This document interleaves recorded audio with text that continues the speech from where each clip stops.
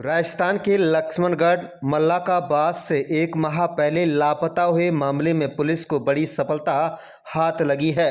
बता दें कि पुलिस ने इस मामले में 2 युवकों को गिरफ्तार कर लिया गया है। एएसपी ग्रामीण सुरेश खींची ने मामले का यह खुलासा किया है। लापता युवक मौसम का अपहरण कर हत्या करने वाले 2 आरोपियों को गिरफ्तार कर लिया गया है। पुलिस ने आरोपी सोहन सिंह व नरेश को गिरफ्तार किया है। बता दें कि व्यावसायिक व पारिवारिक रंजिश के चलते हत्या करने की बात सामने आई है। पुलिस आरोपियों से पूछताछ कर रही है और मामले के खुलासे में डीएसपी राजेश शर्मा, एसएचओ अवतार सिंह की अहम महत्वपूर्ण भूमिका रही है। आपको बता दें कि पुलिस के मुताबिक मल्लाकाबाद निवासी मौसम उर्फ मूसा 2 मई को लापता हो गया था। युवक के भाई ने थाने में गुमशुदगी दर्ज कराकर एक तांत्रिक सहित कुछ लोगों पर उसके भाई का अपहरण कर हत्या की आशंका जाहिर की थी। वहीं पुलिस ने मामले में कुछ संदिग्ध लोगों को हिरासत में लेकर पूछताछ शुरू कर दी। वहीं सोमवार की हम बात करें तो सोमवार शाम को पुलिस ने लापता युवक के भाई को थाने बुलाया, लेकिन सैकड़ों की तादाद में कई गांवों के लोग थाने पहुंच गए। यहां पुलिस की ओर से अपहरण कर हत्या करने की धाराओं में रिपोर्ट लेने से ग्रामीण सख्ती में आ गए और युवक की जलाकर हत्या करने की कहने लगे और सब बरामद करने और आरोपियों को तुरंत गिरफ्तार करने की मांग करने लगे। ग्रामीणों का आरोप है कि लापता युवक का अपहरण किया गया और बाद में उसकी हत्या कर उसके शव को जला दिया गया, लेकिन इस मामला पूरा क्या है ये पुलिस की जांच के बाद ही पता चल पाएगा। वहीं आपको बता दें कि फिलहाल पुलिस ने इस मामले में नरेश और सोहन सिंह को गिरफ्तार कर लिया गया है। इस मामले में दोनों ही आरोपियों से गहनता से पुलिस जांच पड़ताल कर रही है। 29 मई को एक रिपोर्ट पेश हुई थी कि हमारे यहाँ मौसम नाम का इनका व्यक्ति है जो कि गुम हो गया है। इन लोगों ने कुछ लोगों को शंका जाहिर की थी कि ये लोग इनके साथ लास्ट बार देखा गया था। कल गुमशुदगी के बाद में कल 302 का एक मुकदमा दर्ज किया गया इसके भाई के द्वारा, मौसम के भाई के द्वारा, और उसमें कुछ लोगों के ऊपर शंका जाहिर की गई कि ये लोग इसको मार सकते हैं, ऐसा विश्वास है। इस FIR पर जो है जिन पे नामजद थे उनसे हमने पूछताछ की, मुखबिर हमने मामूल किए तो हमने बताया कि भाई ऐसे ऐसे घटना हुई है। जो घटना के पीछे जो उद्देश्य नज़र आया है वो ये है कि इस व्यक्ति की जो है मारने वालों की मृतक के साथ में पारिवारिक और व्यावसायिक रंजिशपुर से चली आई थी, जिसके कारण से हत्या की गई है। इस मुकदमे में हमने 2 व्यक्तियों को सोहन सिंह और नरेश को गिरफ्तार किया गया है और मुकदमे का भी अनुसंधान जारी है और भी यदि कोई व्यक्ति इसमें पाया जाएगा तो उनके खिलाफ भी कार्रवाई की जाएगी। सर, इसमें जो मृतक है उसको शमशान घाट में जलाकर मारने का मामला है, क्या नरबली से मामला है या फिर सर? नहीं, ये नरबली का मामला नहीं है, ये आपकी रंजिश का मामला है। इस रंजिश के कारण से उन्होंने एकांत में शमशान घाट में ले जाकर उनको मारा है, वहाँ जलाया है। सर, रंजिश का कुछ पता लगा? रंजिश इसमें व्यावसायिक रंजिश भी है, क्योंकि ये जो सोहन सिंह है इसने दुकान की थी, उसको बर्बाद करने में इस व्यक्ति का जो मौसम है इसका योगदान वो बता रहा है मुझे, और पूर्व में इनके कोई पारिवारिक और संबंध पहले रहे हैं, इस कारण से भी एक कारण ये भी रहा है इसका मृत्यु का।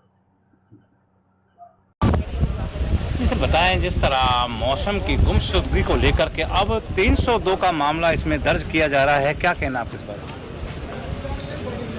पहले इनको शक था तो गुमशुदगी दर्ज कराई जी, और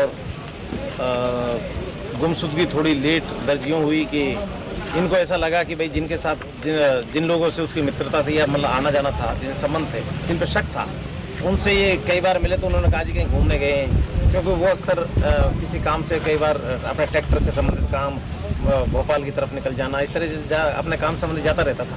लेकिन जब वो गोल जवाब देने लगे तो इनको शक हुआ, और शक होने के बाद में इन्होंने 29 तारीख को मुकदमा दर्ज कराया कि हमारे आदमी, हमें लगता है कि इन लोगों ने हमारे आदमी की हत्या कर दी, अपहरण कर दी। अब उसमें पुलिस ने जो अभी तक जो पाया है वो ये पाया है कि गोविंदगढ़ के किसी शमशान घाट में ले जा करके और उसको मार दिया है, और अधिक दारू पिलाकर, जैसा पुलिस बता रही है कि भाई अधिक दारू पिला करके या उसको नशा करा करके या उसको टैबलेट दे करके, किस तरह से उसको बेहोश करके या नशा करा के, जैसे भी है, पहले उसको बेहोश किया और उसके बाद उसके टुकड़े किए, टुकड़े करके उसको जला दिया। बात यह है कि इतना जघन्य अपराध और वो भी इस हालात में कि आदमी को मार दिया जाए, टुकड़े कर दिया जाए, ऐसे अपराधी अगर यहाँ पर पनप रहे हैं तो हमारा तो कहना ये है कि इनको कड़ी से कड़ी सजा, और इनको सजा, ऐसे लोगों को सभ्य समाज में जीने का कोई हक नहीं है। इनको निश्चित रूप से फांसी तक की सजा होनी चाहिए, फांसी से कम इनकी सजा नहीं होनी चाहिए। ये हमारा पुलिस अधिकारियों से कहना है। और अगर पुलिस किसी भी तरह की इसमें लापरवाही करेगी या पुलिस इसमें कोई लिपापोती करेगी तो आज हमने पुलिस को बोला है, अधिकारियों को बोला है कि हम इस चीज़ को बिल्कुल भी बर्दाश्त नहीं करेंगे, आप हमें न्याय दीजिए। हमें अभी तक उन्होंने जो आश्वासन दिया, उन्होंने कहा कि हम इस पर कड़ी से कड़ी कार्रवाई करेंगे और हमारा ये वादा है कि हम इसको फांसी के फंदे तक ले जाने का। और मैं तो आपको बता दूं कि मेरी माननीय एसपी साहब से भी बात हुई है। एसपी साहब ने मुझको बोला है कि हम इसको ऑफिसर स्कीम में रख के इस केस को जल्दी से जल्दी 6 महीने के अंदर सजा करा के और उसको फांसी के फंदे तक हम पहुँचाने के आपसे वादा करते हैं कि फांसी के फंदे तक पहुँचाएंगे। सर, ये जो मामला है इसको अंजाम दिया गया, हमें ऐसा लगता है कि ये हत्या है और इन्होंने जो हत्या की है, हत्या कोई आदमी का कुछ भी शक हो सकता है, किसी भी घर में आना जाना किसी भी तरह से, लेकिन इन्होंने कोई उल्टा सीधा शक करके ये हत्या की है। तंत्र विद्या की तो यूँ कि जैसा हमारे पास बीच में आई कि भाई तंत्र विद्या, तो तंत्र विद्या को मैं यूँ नहीं मान के चलता कि आदमी 1 महीना पहले कहाँ ले जा करके शमशान घाट में किस तरह से मारेगा, क्यों मारेगा और कहाँ पर मारेगा, क्योंकि वो ऐसे हालात किसी ने देखे नहीं। आइडिया है कि भाई इन्होंने तंत्र विद्या के लिए मार दिया हो, लेकिन ये कोई महात्मा और बाबा जी तो है नहीं जिन्होंने मारा है। इसलिए हमें ऐसा लग रहा है कि इन्होंने या तो कोई पैसे वैसे होंगे इनके पास, कोई पैसे जेब में रखे हों, कोई कहीं से पैसे आए हों, क्योंकि अलग रहता था, पता नहीं, छोटे बच्चे उनको जानकारी नहीं है, इस तरह से या कोई उल्टा सीधा शक करके किस तरह से मारा है ये अभी अनुसंधान का विषय है, इसमें हम बता नहीं सकते, ये पुलिस ही बताएगी। लेकिन हत्या है हमारी उसमें नज़र में, और ये हत्या ही। क्या इस केस को नासिर जुनैद के केस से तुलना कर सकते हैं किस केस की? जी, नासिर जुनैद के केस से तुलना कर सकते हैं किस केस की? अपराध तो इसी तरह का जघन्य अपराध है, लेकिन नासिर जुनैद का केस बिल्कुल इससे डिफरेंट है। नासिर जुनैद का केस यूँ डिफरेंट है कि वो उन लोगों ने तो षड्यंत्रपूर्ण तरीके से पहले से प्लानिंग करके और आकर के उठा करके ले गए थे, किडनैप करके अनजान आदमी को। इनका एक दूसरे का परिचय था आपस में और एक दूसरे का आना जाना था, इसलिए उससे डिफरेंट केस है और उससे इसकी तुलना नहीं की जा सकती। लेकिन अपराध उससे किसी तरह से कम नहीं है, अपराध उतना ही जघन्य है और उससे भी ज़्यादा कपकपाने वाला अपराध है कि किसी आदमी को आप इंजेक्शन दें या दवा में कुछ पिला दें और फिर उसको उसके टुकड़े करें, फिर उसको 2 जगह ले जा करके जला के मार दें। ऑलमोस्ट अपराध तो मैं ये मान के चलता हूँ कि कहीं बहुत ज़्यादा जघन्य अपराध है, काबिल बर्दाश्त नहीं है सभ्य समाज में। इसकी बिल्कुल भी सभ्य समाज की इजाज़त नहीं देता। ऐसे आदमियों को जल्द से जल्द फांसी के फंदे तक पहुँचाना चाहिए। इस घटना में जो आरोपित है उनको पुलिस ने कई दिन से अभी पुलिस के गिरफ्त में है। क्या पूछताछ में ऐसा भी सामने आया कि इस तरह की जो घटना को जो आज यहाँ अंजाम दिया है, पूर्व में भी कोई ऐसी घटनाएं को अंजाम दिया है? कहाँ का किस तरह से मामले किए? देखिए, मैंने ये सवाल किया था कि भाई ये लोग इस तरह के इतने बड़े दुर्दांत अपराधी यहाँ हैं, तो आप लोग इस पर थोड़ा सा गहन विचार कीजिए। तो अभी वो कह रहे हैं कि ये अनुसंधान हमारा चल रहा है और हम पता करेंगे। और निश्चित रूप से मैं ये मान के चलता हूँ कि ऐसे दुर्दांत अपराधी के प्रति मैं नहीं मानता कि पुलिस का नरम रवैया हो सकता है, रखना चाहिए।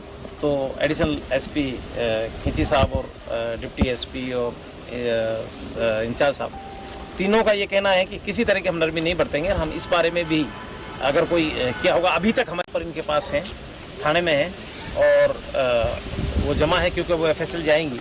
वैसे भी कुछ हड्डियाँ हैं जिनको ले जा करके हम दफना देंगे, बाकी तो वो हड्डियाँ हमारे काम की कोई बची नहीं है।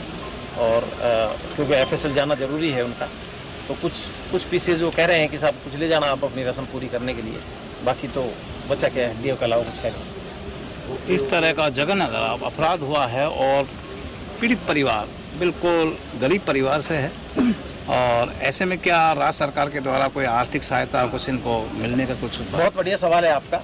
देखिए, मैं आपको बताना चाहता हूँ कि ये मेरा जो समाज है इसको सिर्फ इस्तेमाल किया जाता है, और अभी अगर ये घटना उलट होती तो मुआवजा भी मिलता, पैसा भी मिलता। उदाहरण के तौर पर मैं गोविंदगढ़ी घटना की बात करता हूँ जो जनवरी-फरवरी माह में हुई थी जी, जिसमें गलती से चोर ने टक्कर मार दी और एक आदमी मर गया और उसको मॉब लिंचिंग बता करके दुनिया भर का, मैं तो हमारे ही नेताओं की बात करता हूँ, हमारी कौम के नेताओं की बात करता हूँ, वो भी गए वहाँ कंपनसेशन दे करके आए, उनको पैसे भी दे करके आए, जबकि एक्सीडेंट का मामला था। मेरे पास उसका प्रूफ है, मेरे पास रिकॉर्ड है कि चोर के एक्सीडेंट करने से मारा था और हमारे 10 में वहाँ बंद कर दिए थे, उनको नौकरी भी दी।